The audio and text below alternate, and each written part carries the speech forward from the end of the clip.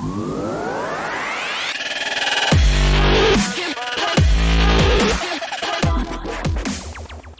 we are live. Hello and welcome to another episode of the AppSecEngineer Podcast. My name is Rahul, and today I'm going to cut down on the introductions of the person who's coming in because I think there's a lot of that I'm going to ask her myself. Though we've had the opportunity to work for a couple of months or probably more than a year now, but the introduction section of it in terms of who she is and she into what she's doing right now, all of that is going to be something that we're going to over the next 45 minutes or so. But I'm sure for people who've been in AppSec for a while now, you would definitely know about Chitra and her work at Fannie Mae. So let's get started. Hello, Chitra. Welcome to the AppSec. Thank you for having me. I really appreciate that. There's a little lag, but then I think we can fix it. Yeah, today we've got a little bit of a lag issue going on. So hopefully by the time you guys see this, there is nothing, it's all fine. So Chitra, like I said, we've got a bunch of interesting questions and I've seen some of your podcasts that you've done with few others. So we're going to make this slightly different. We're not going to get too technical, and this is going to be more about knowing more about your journey, knowing more about what you can learn from your experience and what you have to offer in terms of advice for people who are actually getting into AppSec or who want to get better at AppSec, right? So let's get started. So I want to first start off, we've been talking for a while, we've been working for a while. Things I've never had the opportunity to understand from you is in terms of how did Chitra become head of AppSec, become this person that she is now in AppSec and known in all of these conferences, pretty much on both the Eastern and Western. How did this come to happen? Well, I wouldn't tell you I was born, my aspiration was to become an engineer. That was not the case. I'm from India. So in India, at least in the southern Indian southern states of India, it's either engineering or medicine. We never had anything other than that. So that was my first, introduction to, STEM or science. I got my bachelor's in computer science. I wouldn't say it was by, I wanted to become an engineer. I was just given two choices, and I saw one of my older brothers, a doctor studying really hard. And my second brother, who was an engineer studying for his engineering degree, didn't spend as much time as my older brother. And then I said, I have two things. What do I want to do? And I chose engineering. So, that's how I was first introduced to the STEM or the engineering. And, my information security, I think it was by chance, by luck. Probably it was meant to happen. I don't know. I have to, thank, there's this person called Akshay Sivananda, who was then the AppSec manager, and, Anthony Johnson, who was a CISO of Fannie Mae in 2015. And I'm very grateful that they gave me an opportunity in information security. By trade, I'm a developer. I was a developer for, I think, 15 to 18 years. And then by chance, I was given an opportunity in information security. So that's how I stepped into information security. That was by chance. And after that, it's history. Yeah. After that, it's history. I took my development background and, started plugging it into AppSec. I think that was a successful, So what has now become to be the mantra of successful application security? You pretty much started that by default, right? By default, yes. When actually, I have to tell you, in 2015, when I was talking the pain points, because I was a developer by trade, right? So when I was talking, from the development or developer's perspective, people thought I was crazy. They didn't like me being in the information security field because I was more talking towards and protecting the, developers rather than speaking for the information security. Yeah. I did speak about that in 2015. Now it's become the mantra. Yeah. Right.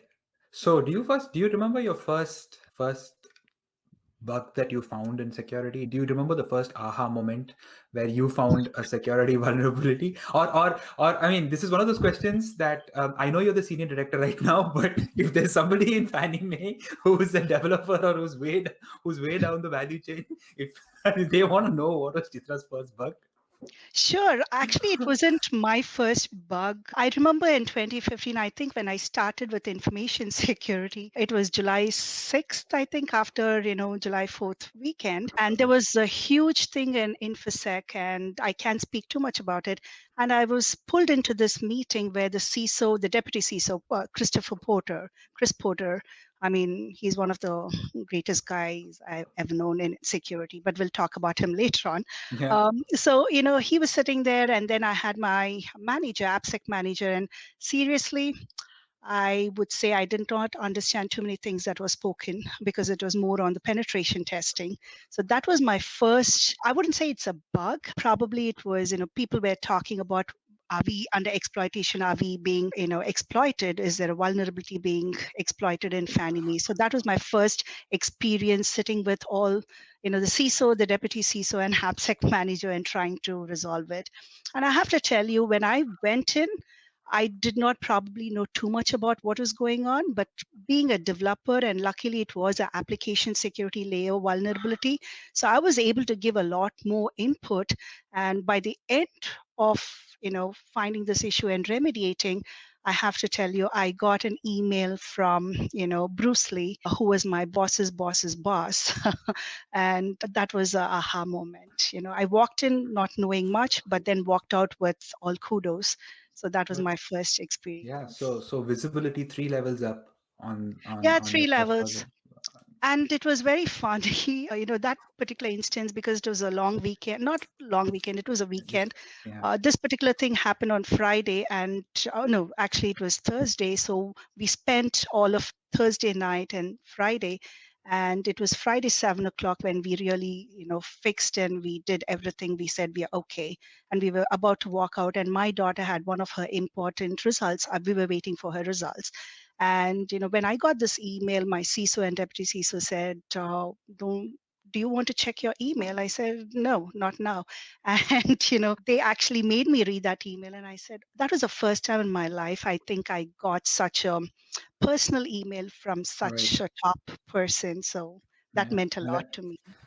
And like you said, there's never looking back ever since. It's been Fannie Mae all the No, way. it's. I mean, I wouldn't say, there are such great, smart people in the industry.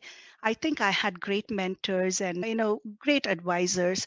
Like, for example, I would like to, mention Chris Porter. I don't know if he's okay with me mentioning his name, but he is one of the, smartest people in technology, in security, and he also is an empathetic person, and he supports the, what do you say, all innovative things. You need to have a leader who can understand, articulate the innovation for them to support. And we have a strong leadership in Fannie Mae, and the CISO is Chris Porter. So I think Right. because of such support, it's possible. Yeah. Yeah, I want to talk about Fannie Mae now. As you created a good segue, Chitra. So one of the questions that I always love to ask, and this is probably a question that has come into every podcast of ours, is, and especially with you, is there is this there is this view of application security, especially in the US, in two extremes, right? So you have the Bay Area type companies who are small, nimble, and doing good things in application security, and then you have large giants like Fannie Mae, where the complexity of application security is very different, right? There are two separate levels of complexity, right? So I don't want to talk about the complexity today, but I just want to talk about the what do you think are some of those very clear opportunities or strengths that larger organizations have, either in terms of innovation or in terms of just doing things? I don't want to lead you into an answer specifically, but I'm just asking, what do you think are the specific strengths or opportunities that larger organizations have and leaders in large organizations like yourself have in terms of the next big thing in AppSec? Sure. The main difference I see between, the West Coast and the East Coast is, unfortunately, I think the East Coast are producing engineers, cybersecurity engineers, and supplying them rather than product oriented, right? So I see a lot of companies from the West, innovating and, building products and, selling it. But I think that's what is lacking on the East Coast. But in terms of companies, because I come from a finance company and I've worked in a finance company for a very long time, I'll stick with, finance and Fannie Mae like companies. In the industry where I come from, I think we don't build products as such. We do build, when I say we don't build products, we don't build security products and, sell, because it becomes proprietary to Fannie Mae and we host it in Fannie Mae. We cannot sell these products. If we can sell products we build, I think all of us will be multi-millionaires at this point of time, because Fannie Mae has amazing talent where we build in-house. For example, to give you an example, we build the DevSecOps pipeline, moving security to the left, where we are building the externalized API agnostic of the pipeline, and we integrate with the threat model, and also write test cases. Not many tools can do everything, right? Tools can only do so much. You have algorithms, example, static code analysis. It looks at the algorithm and it'll predict to a certain degree. But if you have a threat model and if you have internal resources who have written the applications, write test cases to that, nothing can beat it, right? So Right. that's where the products are different from the service oriented companies like ours who build in-house products. That's the major difference I see. Right. And talking about teams and talking about building and services, one of the first things that comes across to anybody's mind when they're comparing the East versus West is this huge cultural change that larger organizations need to bring about in terms of driving applicant security trouble. I mean, yes, there is top management. I mean, we're lucky to have people like Chris at Fannie Mae who's driving this. But let's talk agnostically, not necessarily with respect to Fannie Mae, but just taking an example, right?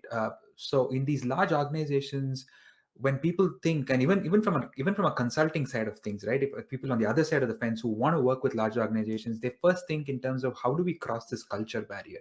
So as someone you've been with, and you've pretty much been at the thick of things in AppSec at Fannie Mae, so what has been your kind of experience or secret sauce, if you will, that you could probably share in terms of that things that have worked for you in building these large teams? Sure. So one of the things I've looked at is, let's talk about the products, right? Where we get the services. These companies, where they are, you did mention there are, several startup companies on the West Coast, and Fannie Mae is a big fan of, encouraging and promoting, smaller companies if they have the product that we think will at least have 50% of what we are looking at. We work with them to make their product fit for Fannie Mae. So that is one of the greatest things that Fannie Mae does. We just don't go into the market, look at the biggest company because they're expensive sometimes. Do we want to spend so much time and money and build a product for someone big in the industry? Probably not. So we choose some companies who are startup, and then we work, because we get a lot of good feedback from them. It's two ways. We give them our customer feedback and they build those features within the products. So that way it helps both. It's a win-win for both. So that's what we have done in the past few years. We start up with several smaller companies. We work with them. We become sort of their testing platform, if you may call. And then we help them with their features, because it's not just helping them, we are helping ourselves. Because Right. for example, let me give you this example. There's not a single tool I've come across probably that can correlate all of the vulnerabilities from different toolings. There could be several tools at this point of time. Even those tools don't give me the risk rating. So you have the vulnerability management from the infrastructure, the middleware, and your applications. But can you tell me, for this particular application, this is the risk rating? They do partially. Most of them do parts of it, but not a single tool does it holistically. So if we can work with a company who has at least the correlation of the vulnerabilities, it's easier, much easier to build the risk factor into it. So that's how we are, Right. working with the vendors. Coming to your next point about building these great teams, right? Yeah, I mean, I think I have a history of building good teams in the security, at least the application. When I started as an analyst in the application InfoSec team 5 years ago, and once I became a manager, I stabilized the application security, and I actually started the conversation for red team. And once I took over the application or the vulnerability management team as a director, my first step was building the red team, because red team, we passionately call them internal hackers. I think Right. that is one important piece. I don't know if many companies are missing. At least Fannie Mae did not have the red teaming. Now we have the red team effort. In addition to the red team, we also, partner with the, threat and detection response team and do the purple teaming. So that is something, I'm very proud of. I started that conversation. And then next, last year, I think 2019, we started something called, or 2020, I keep forgetting what year we are in. We So it completely was, forgot 2020. We want to forget I know, 2020. 2020. So 2020, we did, as part of AppSec, we built the DevSecOps with static code and, some pieces of DAS. But then I thought, I took this to my CISO and my VP, who's Nick Mestri. I took this proposal and I said, we should need to build a new pillar, because it's just not SAST. We need DAST. We need all of the APIs, all of the security for containers, for compliance. We need to build all of these things, and we built that team in 2020. And believe it or not, we have around 10 capabilities within a year we have given out to empower the developers. And we have built it in such a way that it's agnostic, it's self-service. They don't have to depend on information security folks, because getting an information security member is next to impossible. Even So for Fannie Mae. even not only, I think even I don't know, it's become so difficult to find these folks. Right. I So know. the other thing what we are trying to do is we steal developers. It's Yeah. not that because I come from a development Yeah. background and my whole team comes from the development background for DevSecOps. We steal good developers and train Yeah. them. We have the carrot hanging saying that you come with your development background, we train you in security. So people are sold on that, because security and development background is the Right. thing that you need in the industry. So that's how we built the DevSecOps team. And now there's a new pillar that we are going to be building, which is called Security Champions. I think there are companies which do Security Champions program or the Security Guardian program, but I don't think they're doing it the way that Fannie Mae is doing it. We have a Mhm. umbrella called Security Champions. Then we have a pillar within that, which is for content development, and we depend on companies like you, V45, to create the contents and the assignments and the detailed online training. And then we also have trainers who train development squads. We have around 200 250 squads in Fannie Mae will be training those developers. Then there is another important piece, I think, is very different from what other companies are doing in the industry, is security advisors, embedding the security advisors from the information security team into each squad. It's going to be 1:15, or I don't know, probably 1:15 ratio. And then, train the developers to become security coaches or guardians eventually. So that way, we are going to have a scalable, security culture within Fannie Mae. That's the vision. Hopefully, Right. it's going to No, absolutely. materialize. And you touched upon a very interesting point there, is about, I mean, and it sounds like almost your predominant internal hiring mechanism is to kind of take developers and get them trained on in application security, right? So one of the things that we're trying to establish with AppSec Engineer as a brand is for us to promote this cross skilling of developers into security, security into DevOps, QA into security and whatnot, right? So, what would your advice be for any developer who's listening to this podcast right now, right? And this is something I've found quite interesting as well. Is if they were to kind of put a 6 month to a 1 year plan of sorts to say that, okay, I'm interested in application security, I want to get into it, what would be your advice in terms of saying how can a person just go about, what could be their first few steps in terms of learning this whole domain and being employable? Sure. Uh, So like, you want to just answer? Sure, sure. Okay. So let's step back, right? Your question was more of how can a developer who wants to get into security, what can they do to be part of security team, right? Developers by default are security experts, in my opinion, right? Because they're the source of the code. So they are writing the code. If they can follow the basic application security, OWASP, top 10, and a little more beyond that. And now we are talking about cloud. So let's, as a developer, if I were a developer looking to get into security, I would, start looking at cloud, looking at serverless, and look at, container. These are the keywords that you may call it buzzwords. So the container, serverless, cloud. Cloud could be, we are heavy on AWS, but it could be any cloud. Look at this. What are the security compensating controls? Because we need to realize that within the cloud environment, somebody is holding it for us, right? We don't have too much control. But you need to look at the inherent risk versus the residual risk. So let's get the compensating controls in place. So learn about your networking, learn about the perimeter, what happens at the different layers of, your basically 7 layers. Just look at each layers. You already are expert in development, so you know the application layer well. After that, I think people, to get an end-to-end holistic idea, I think they should take Security Plus. That's a basic. It gives you the end-to-end, of what a security is. So get all of those, and a little of research on access management, because that's the first step, right? After you get your network layer, it's your authentication, authorization. And I think I don't have too much to say to the developers, because in my view, they are the best, right? Right. I know Right. information, training a developer to become a security person is so much easier.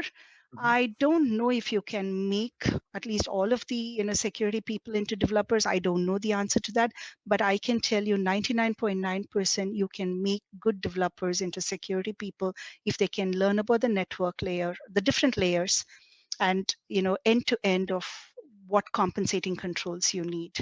That's all, Right. I think. That's all it And is. and I know for a fact that Fannie Mae, especially your team, is hiring. I know you put out a couple of tweets and LinkedIn posts saying that you're hiring, but I'll probably put it up in the description for people who are interested. But I want to ask you another question in terms of the non-technical skills of a developer, right? And as in more we start going into application security, it's not just the technology skills that's required, because I think one of the things that a lot of them agree upon is a security person also needs to have a lot of people skills, right? Because there is this developer who is there is application security who's now talking to multiple people. I mean, it's not, and especially with the siloed model that we're going with, or with the security champions model, like you just said, if there was a candidate who would come and attend this interview, I mean, they probably have to go through multiple loops before they land into an interview with you. But I'm just saying, what would your advice be for security engineers, or developers turned security engineers, in terms of what do they need to, how can they prepare for an application security? That's a great point. Most of the times, I think we miss the soft skill piece of it. We Yeah. always talk about, the technicality and the soft skill. I think when we do interviews in Fannie Mae in general, especially my team, we are looking for attitude and aptitude. One of the simple analogies I give is some kids, 8 months, they start walking and running, or walking probably. And some of us take, a year and a half to walk. But it doesn't matter. We all walk eventually, right? It's just the pace at which we learn is different. But I think the attitude and aptitude of that learning, I need to walk, that is the most important. So when we are looking to hire people, in addition to the technical skills, we are not asking, I know all the time when we post jobs, not only in my team, we ask for 5 different skill sets in one person. We are trying to get the unicorn of unicorns, Right. right? Which is impossible. But Yeah. you know what? We just try our luck. Yeah. And when they come to interviews, we're looking for just 50% of the 100%. Yeah. But if they have the great attitude and aptitude to learn and be a team player, that's all we care about, right? We can Yeah. train you, and you have the attitude to learn and be a team player. And one other thing I always like is never be with my way or highway. Always, we all learn every day. Security especially is evolving. The landscape is changing because developers are becoming security people, and then they become hackers, right? So the landscape is changing. So every day you need patience. And if you like reading mystery books, security, information security is the best, because every day it's like a mystery you're trying to solve. That's Uh, possibly the most unique thing that I've ever heard till date of advice saying read mystery books. I mean, that's very interesting. That's probably going to Yeah. go as the tagline on this particular video at some point. Because seriously, you wake up not thinking, oh, this is the vulnerability that's, Yeah. that is going to be attacked, right? Right. For example, let's take the Apache Struts one, right? The iconic Equifax one. Yeah. It's been there for 10 years or plus. Nobody cared about it. And one fine day, somebody realized, okay, there's a vulnerability which is lying there for 10 years. Let's attack. So it changes. And if you don't like mystery books, and if you don't like things, if you like 9 to 5 job, and just focus on documentation, that's information security is not probably for you. There is, there are other sections where you can document, but I think if you're coming into application security, especially red teaming and devs, it's completely on a day-to-day basis. You live the day for that particular day. This is quite interesting because as and when you're answering it, I'm getting ideas for another question I'm going to ask you right now. Is especially knowing somebody like you who's been hands-on in development and you've been a developer, you've had your time there, and then that interest got you into application information security, and then application security, and now you're a senior director. Your heart is still in development. Your heart is still in ensuring that you get your hands dirty and things like that. But then every once in a while, especially for executives at your level, you'll need to maintain the balance between governance, compliance, and application security, right? And out of which governance and compliance, and you talked about the fact that if you're looking at somebody who's looking at documentation and 9 to 5, AppSec is not your cup of tea. No, it's not. But governance and compliance, at least it's my personal opinion, it's still a lot of documentation and reading between the lines. So, but jokes apart, how does, and especially in an environment like Fannie Mae, right? At one end, you're regulated, you're closely watched in terms of your mandates, and yet here you are trying to build a team that is moving towards innovation, that's trying to build the best use the best in class platforms. So how do you maintain this balance between compliance/governance and next in or latest AppSec innovation? Yeah, the AppSec innovation, everybody, let's back up to the compliance, right? Yeah. What is compliance? In the past, they would have Excel sheets or a Word document, PDF. I don't know what they use these days, but it'll be a checkbox, right? Do you satisfy all of these things? But just imagine if you can automate all of those in your pipeline, be it auditors, second line, first line, anybody, right? If you can go at point of time and get the information, how is this application doing in terms of vulnerabilities, the host it's sitting on? What are the vulnerabilities of the host operating system or the middleware it's sitting on? If you can get real life point in time data, why would a compliance person like the auditors or the risk control management team worry, right? They'll be very happy because we're making their life easier. Right. So I think that's what most companies, including Fannie Mae, is moving towards. Automating everything within a pipeline, including your governance and compliance. What is compliance? You need to know these are your deviations. These are the rules. First, these are your standards. These are your rules you need to follow. These are your guardrails. If you're going to be deviating from that, you need to be notified. And after notification, you need to take remediation. So if all of these can be done in an automated fashion, that's compliance. So I don't think application security or the compliance or the governance is anything different. It all should be baked into the pipeline. And I would call it as end-to-end stream value, whatever you want to call it, right? It should be all in one. So that's what. And also, do you see, I mean, one of the patterns that I've seen is that be it PCI, be it SOC, or be it HIPAA, for whoever it's relevant, one of the things that all these regulators are adding is a very close watch in terms of the clauses that pertain to software security, right? I still remember PCI was one of the first ones who said that every small change to a platform needs to undergo a security assessment. So in some form or shape, they too are trying to play catch up with the whole AppSec iteration model, right? So do you see that there is a possibility to actually use compliance as a trigger point, if you will, to better AppSec automation, or the other way around? And we know for a fact that doing AppSec automation would eventually help compliance, but for organizations who don't have an excuse to actually go ahead and innovate in AppSec, maybe they can actually use some of these compliance needs, right? Oh yeah, in Fannie Mae itself, right? We use SCOBIT, no NIST framework. Right. We do use all of the frameworks, and I think it's becoming a normal practice these days.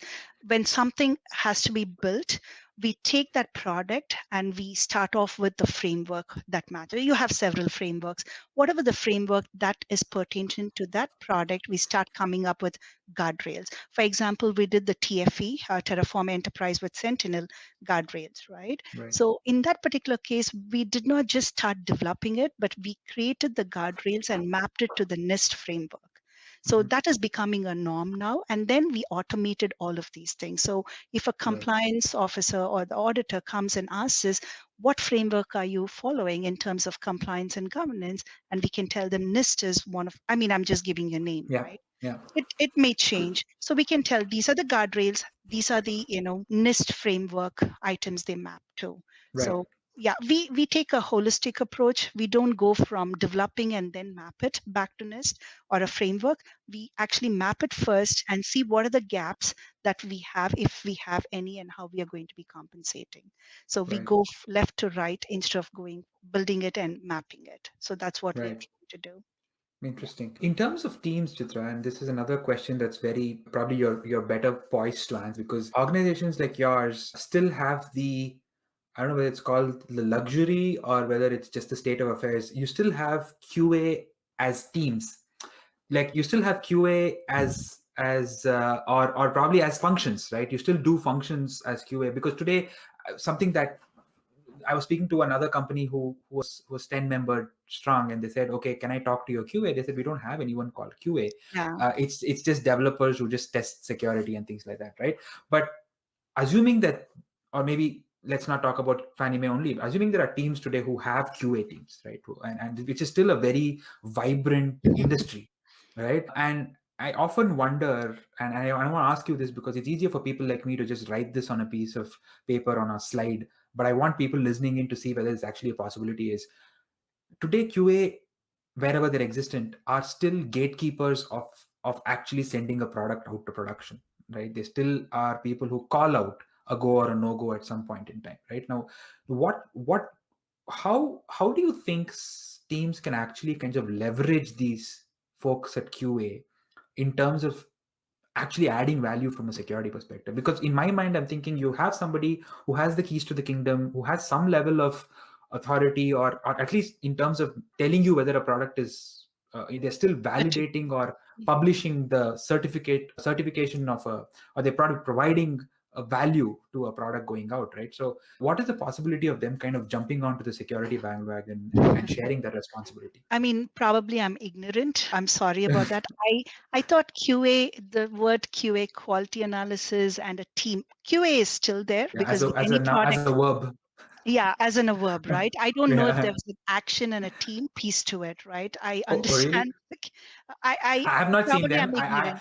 Yeah. No, I have not seen them, but I assume that larger organizations still have them, because I don't know where did these people go, but Yeah, I think there was a shift, right, in the right. industry. I think 3 to 4 years. I don't know if I can pinpoint when the Yeah. change happened. So I think we stopped calling QA as QA and developers. It's all one squad. So you have everybody doing everything within the squad. So I don't think we tag them as, developers or, testers, or you also had acceptance, user acceptance folks, a team by Right. itself. So we did have developers, unit testers, they did the unit testing. Then you had the integration testers, then you had the QA testers, and then you had the acceptance user tester. You had all of these people. But I think that all stopped, at least when we started moving. I mean, generally the world started moving towards the agile way of doing things, and 2 sprints. Within 2 sprints, how many things can you do, Yeah. right? Are you Yeah. going to test and have manual intervention? Probably Yeah. not. So I Yeah. think that's where the automation piece came into picture, and we don't call them as testers anymore. So I don't know how to answer that question, Yeah. because I don't know if they still exist. But if they So do exist, go ahead. no, I was just gonna rephrase that question differently. Maybe that would help. Let's assume there was somebody in that era of QA, where it was Okay. actually a function as a team, and they had Mhm. certain skills in them, right? So QA had certain skills, an automation engineer had certain skills with him or her. And now cut to 2021, where, as we just discussed, there's this whole this whole team is now dissolved, and the lines are very fluid. So Correct. how can you repurpose those skills from a security perspective? Maybe Oh, that sure, makes more sure. sense. Yeah, Yeah, that actually I can, yeah, answer to that. But I'm not a pro within the yeah, QA yeah, space, so I'll yeah, take yeah, a, yeah. chance answer on that. Right, right. I think QA, right? Eventually, they should have done some kind of testing, be it manual or you said automation. Automation is Yeah, perfect, but yeah. then if there are tools that has GUI for automation, probably Mm, they need to change that and do hands-on. Python, Ruby's on Rail is very very easy. It's not very complicated. If they know the business logic and the workflow logic, I think they can easily learn some kind of scripting. If they can do that, then probably they can easily even become developers, and then eventually go the same path as developers, get some security knowledge, and become security folks. QA to security, probably they can help with penetration testing and static code analysis. I don't know how yeah. much of a value add a direct move from QA to security would be, but definitely if they step back and become developers and then take the route of the developers getting into security, that probably might be a better option for them. Right. Now for a question that's very uncommon, but I still want to ask this. Words of wisdom from a senior director who in application security to sales and marketing professionals who are in DevSecOps or application security and things like that. Because thankfully I haven't received them as yet, but I know a lot of my peers in other organizations who get notes back from senior folks saying, what are you talking about? Right. And I think the main issue is in terms of, ever since DevSecOps came, and sometimes I think twice before they use the word DevSecOps, because it's now overused so much. So I'm just going to say, until a point when we started seeing applicant security in scale, this whole wave of AppSec automation, the whole wave of DevSecOps, SecDevOps, rugged DevOps, whatever you want to call it, right, Mhm. has just led to this plethora of products and services in this space. And as somebody who probably gets at the very least one or two new product brochures every week to your inbox, what can you tell, or how can you help the life of a sales professional in this domain to make a better mark on people? Yeah, I don't get just two a week. I'm sure. I get almost 20 to 30 a day. And sometimes it's very difficult to, go through, every one of them. But sometimes some of them catch my eyes. I don't know if I have to give the secret out. They would, make it very personal. They would read about the company. They would read Yeah, about the journey of the company and then say, these are the things you have, but I think you're missing this, right, right? And then we can help you there. right, Those are the things that will pick up my, I'll just pick it up and I'll say, okay, this person has done their research before reaching out. They're not just sending a mass email. They've taken the effort to actually go and look what my company does, what our journey has been so far, and what they can help us with. So I think that is one small trick I would let salespeople. Just don't send mass. You can send, but I don't think many people will respond to you. And sometimes we have within the company like Fannie Mae, you have some filters. They right, usually, even my personal account, it goes to junk. So sometimes you right. might not see it. And the other thing is get into, conferences, talk about your products, and then, send emails on a personal note. Just don't send mass. I don't read most of them. That is one And thing. just and yeah, sorry, go ahead, go ahead. And the next thing what I've seen is everybody wants to build, they pick off keywords, SAST, DAST. No, DAST and SAST are old methods, right? We are moving towards IAST and threat modeling and writing automated test cases. Think differently. Don't be inventing the wheel that's already invented and had several iterations, right? Do something which the industry has not thought about, and invest in that and speak about it and send emails to talk about those things, not use keywords like people talk about pipeline. Pipeline is a pipeline if you don't have your plugins, right? It's not of value add. So Right. speak about what your pipeline, what your tech capabilities within the pipeline are. And sometimes this is the irony, and I don't know if I have to laugh or feel sad about it. Many vendors and many companies would take the presentation or the white paper my team and I have put, or some other uh, peers of mine have put out. They will take the same thing, come up with beautiful PowerPoint presentations, and come and present it to me.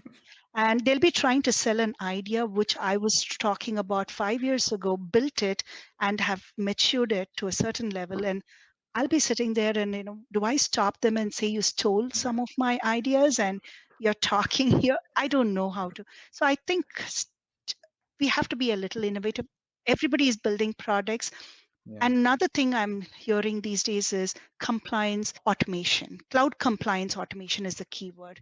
People use the cloud and the compliance because they think it's fancy. Yes, it is fancy, but they come up with products. And example, simple things. Developers can write automation in-house itself. Why would I go and buy for something, spend money for something that can be easily created? S3, public or private. Why would I need a tool to do that? I can easily write that myself, Right. right? So focus on something, not the basic, things that every tool does. Go beyond that to an advanced Yeah. level of crawling and going through the business logic. If you can look at the perimeter, for example, let's take an API. Look at the API. How does it flow? What is a database? What are the things that you can find?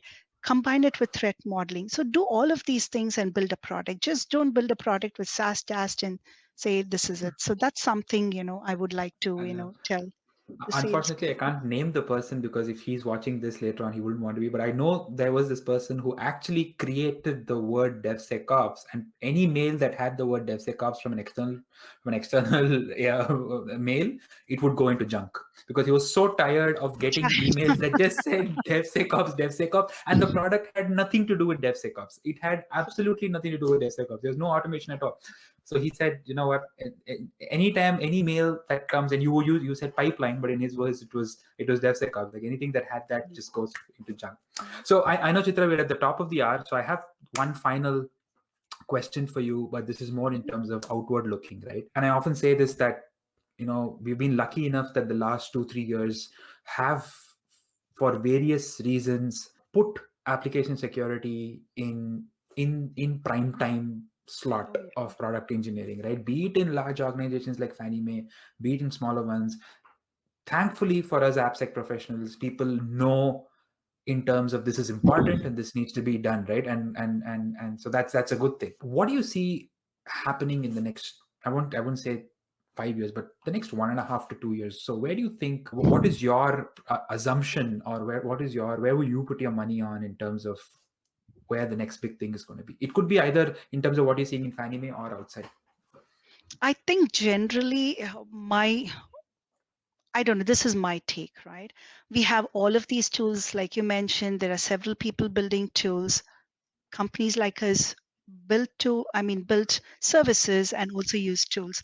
But one thing which I think is a issue all around is culture change, right? So if you can change a culture with so many tools and so many compliance and governance, if nobody is taking action or nobody knows how to take action, what's the whole point of building all these nice things? So I think moving everything to the left, empowering the developers. We are talking about empowering the developers, but I think the training piece and making the developers become security, savvy. I think that is where I think we should be focusing and spending more time and money. The tools, we are there, almost there. Probably, something other than cloud can come up. I don't know what else will come up, but then that is an iteration of constant change, right? There's nothing stopping it. But I think the source of building products is the developers. Yeah. We need to change that culture. Training is what I think, and the security advisors and coaches or the security champion program, I think, is what is going to add more value. And I think it's going to not frustrate many people too, because when you have developers come to the deployment phase and you're breaking their build and not letting them go into production, that's not a win-win for anybody, right? So if you can move everything and train them from get-go, these are the threat models for your stack, for your architecture. This is how you need to do. These are the tools that can solve these issues, but then you need to, take care of all of, for example, authentication, authorization. I don't think there's a tool that can do it unless you write a, script for testing that, right? So things like that, training, that's where I think I'm going to say we need to focus more. Because Right. everybody has come up with different tools. And the next thing I think is automation of the compliance end to end. I don't know if we are going to lose our jobs. I don't think anybody is going to. The main question I keep getting from my team and outsiders is, with all this automation, are we going to be losing our jobs? No. I mean, my team has grown from few number to several people now, right? Are we losing jobs by automating? No, we are spending more time with innovation and coming up with better ways of doing penetration testing or static code. If a tool can do with automation 50% of my testing, I need to spend 50% on the actual hardcore deep down, which the tools cannot find, right? So it's just changing the way you do things. I think that's what it is. The automation end to end, and the training. That's where I think things are going to change. And the third piece I'm thinking is risk. All of us are talking about, the CVEs versus the CVSs, right? Scores. CVEs are static ones. It tells, it's critical. Does it really mean critical to my company? Probably not. So we need to come up with a data lake. I don't know if people are doing this. I've been asking this in the industry. I'm looking at a data lake where it says, let's take a cloud environment. These are the compensating controls.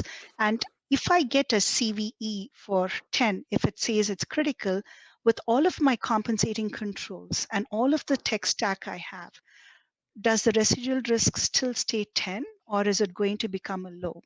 So that data lake and data, I know it's going to take time, but the first time is a tough one, but after that, it's going to be iteration. So if we can come up with that and also add the FAIR model, that's what Fannie Mae does. We use the FAIR model and come up with the risk. How much is a dollar amount? What is the real risk? So if we can build all of that process in addition to your vulnerabilities, because not many times your critical is going to be critical. It could be critical outside, but you need to come up with an algorithm to calculate that risk for your company. So that is something I don't think there is a company that does that.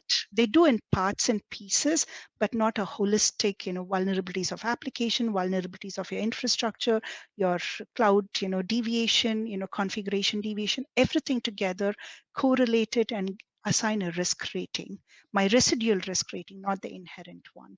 So I think that is what the future state is for me. If there is a company that is doing this, I'll be more than happy to talk to such companies. You've already given two product ideas, and you've said you said that you want this. So this particular podcast, if not for anything else, for people who are in this domain, somebody who is a potential buyer if you're in that particular domain. So I'm going to definitely put that out there. But on that note, Chitra, thank you so much for being part of this program. I know you've had a busy schedule, and we've been trying to speak for a while, but I'm glad this could happen. So thank you so much for your insights, and look forward to kind of talking to you soon. Oh, thank you very much. And this is one of the fun podcasts. Usually it's all technical, and Right. this was a mix of technical and non-technical, which I really like. Thank you for I know I've been putting off this for a long time, but thank you for this opportunity. Appreciate it, Rahul. Take care. Thanks, Chitra. Bye-bye.